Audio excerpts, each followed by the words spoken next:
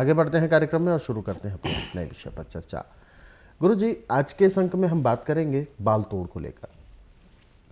बाल तोड़ होना एक स्वाभाविक समस्या है। मैं समझता हूं कि बीमारी के तौर पर हम इसे शायद नहीं भी ले सकते हैं, लेकिन समस्या ये तब बन जाती है क्योंकि हमारे शरीर के किसी भी हिस्से के बाल यदि अचानक से खींचकर टूट जाते हैं तो एक दाना सा हो जाता है और वो दाना धीरे धीरे फुंसी फोड़ा बनते बनते एक घाव का रूप ले लेता है। बाल तोड़ जैसी जो एक समस्या है, जो वो बिगड़ जाती है तब वो एक रोग या समस्या का रूप लेती है, तो आखिर इसके पीछे क्या कारण होता है कि बाल जैसे टूटते हैं तो वो फोड़ा एक बिगड़ कर रोग के रूप में आ जाता है? तो इसकी वजह क्या होती है?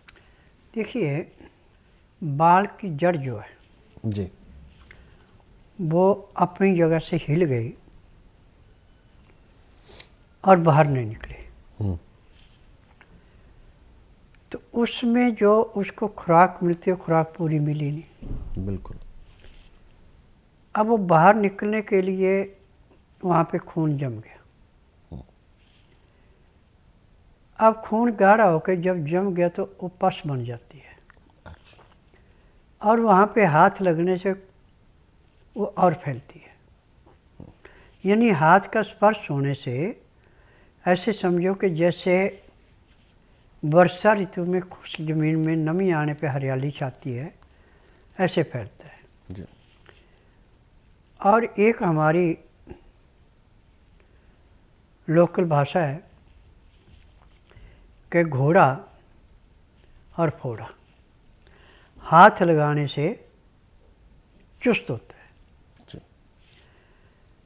कितना भी कमज़ोर से कमज़ोर घोड़ा लाएं आप, या दिन में 2-3 बार उसकी कमर पे हाथ फेरते हैं तो समझो को इसको खुराक दे दी। ऐसे उसके अंदर परिवर्तन आता है।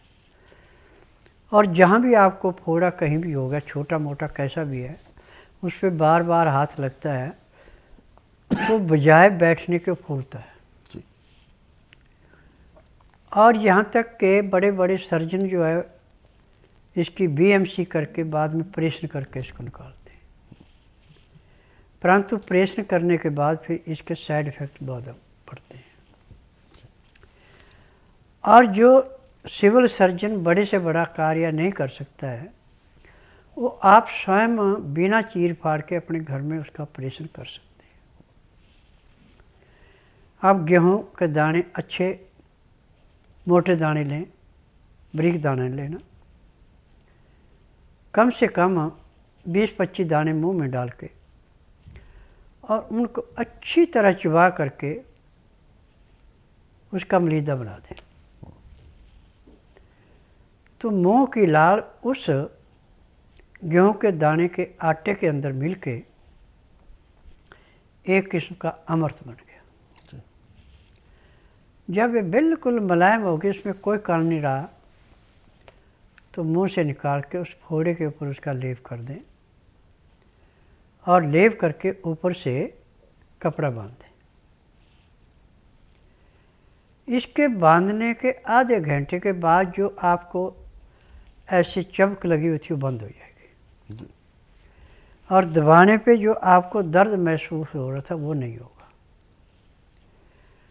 परंतु 8 घंटे के बाद फिर दोबारा नया तैयार करो और इसको उतार करके हल्के गर्म पानी से बिल्कुल साफ़ कर दें और जो आप मुंह में चबा रहे हैं उसको दोबारा निकाल के उस पर लेप कर दें, कपड़ा बांध दें। तो 24 घंटे के अंदर अंदर जैसे डॉक्टर ऑपरेशन करके उस फोड़े को निकालता, ऐसे वो लुगदी इसको समाप्त कर देती है। इसके अंदर पस बन जाती है और पस का मुंह जो है बाल का जहाँ से टूटा था वहाँ से मुंह बन के एक अंदर से कील निकलती है। इसके अंदर से कम 1.5-2 इंच लंबी होती है और 1.5 सूत तक मोटी भी होती है।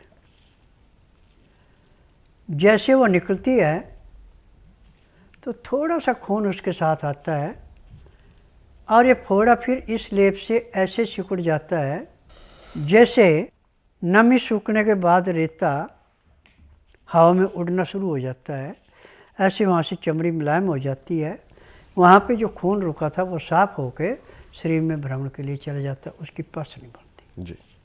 ये क्रिया यदि आप 24 घंटे में 3 बार कर लेते हैं, जैसे सुबह 6 बजे, दिन में 2 बजे, रात को 10 बजे, तो दूसरे दिन ही वो अपने आप फट जाता है। और फट करके जब उसको साइड से थोड़ा दबाया जाता है तो जैसे पानी गुब्बारे में भरा है, उसमें छेद करके आपने गुब्बारे को दबाया, उसकी लंबी धार जाती है, ऐसे पिचकारी मारता हुआ बाहर आ जाता है। और बाहर आप देखेंगे कि इसके अंदर एक साइड में जैसे लकड़ी का कीड़ा होता है,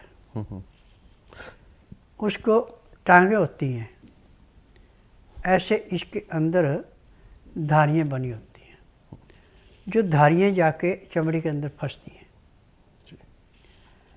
इसके निकलने के लेप कर रहे हैं तो 24 घंटे में वो जख्मी बराबर हो जाता है और जो सूजी हुई जगह थी वो बिल्कुल मुलायम होके रुई की भांति मुलायम हो जाती है, आपको कष्ट नहीं रहता। परंतु अब इसमें खान पान पे ध्यान देना, आपने चाय नहीं पीनी, कॉफ़ी नहीं पीनी, चीनी का प्रयोग बिल्कुल नहीं करना, नमक सिंधा या काला इस्तेमाल करना, आयोडीन नमक इस्तेमाल नहीं करना, मैदे की चीज़ें, तली हुई चीज़ें, आर्टिफिशियल चीज़ें कोई नहीं। 1 हफ्ते तक उबली हुई सब्जियाँ, उबली हुई दालें, दाल सब्जी के अंदर अपने टेस्ट के लिए लहसुन प्याज अदरक की चटनी और काली मिर्च, जीरा, अजवाइन, दालचीनी, बड़ी इलायची पीस करके उसमें डाल करके खा सकते हैं, आपको नुकसान नहीं करेगी। अब मैदे की चीज़ से हाथ नहीं लगाना। पानी जब पीना, हल्का गर्म पानी पीना, पानी के अंदर भी लहसुन प्याज अदरक का रस डालने सोने पे सुहागा, नहीं तो लहसुन प्याज अदरक मुंह में डालें, पानी मुंह में भरें, उसको चबाते जाएं, पानी पीते जाएं। 1 गिलास पानी पीने में 10 से 15 मिनट यदि आप लगा देते हैं तो पानी भी अंदर जाकर घी जैसा काम करता है। अब इसमें दिन का खाना 10 बजे तक हो जाना चाहिए। खाना खाने के बाद दातन कूड़ा करके 5 मिनट के लिए वज्रासन बैठें, 10 मिनट आप थोड़ी सैर करके 20 मिनट के लिए सब आसन लेट जाएं, 5 मिनट के लिए बाईं साइड करवट लें, 3 मिनट के लिए दाईं साइड करवट लें। इसके बाद उठेंगे, आपके शरीर में इतनी चुस्ती होगी जैसे आप 8 घंटे की निद्रा पूरी करके उठे। अब रात्रि का खाना दिन अस्त होने से घंटा 1.5 घंटा पहले खाना खा लेना। खाना खा के दातन कूड़ा करके 5 मिनट वज्रासन से उठ करके आधा घंटा अब आपको सैर करनी है, इसमें आपने लेटना नहीं है। आधे घंटे के बाद 1.5 घंटे के लिए आप विश्राम करें, चाहे कार्य करें, चाहे परिवार रिश्तेदारी में बातचीत करें, चाहे अड़ोस पड़ोस में बातचीत करें। ठीक रात 9 से 10 के अंदर सो जाएं। सुबह 4 बजे उठ करके आधा घंटा कपालभाति, 15 मिनट भस्त्रिका, 8-10 बार अग्निसार, 15-20 बार उज्जयी, 25-30 बार भ्रमणी, 5 मिनट के लिए कुंभ, 1 घंटा लोन विलोन करना अति आवश्यक है। यदि आपका पेट उठते साफ हो गया ठीक है, नहीं तो इस कार्य करने के बाद फिर आप रुक नहीं सकते, आपको फटाफट पेट साफ करने जाना पड़ेगा। यदि आलस किया तो आपके कपड़े भी खराब हो जाएंगे, इतना प्रेशर इससे बनता है। अब इस क्रिया को जब आप लगातार करेंगे हफ्ता 15 दिन,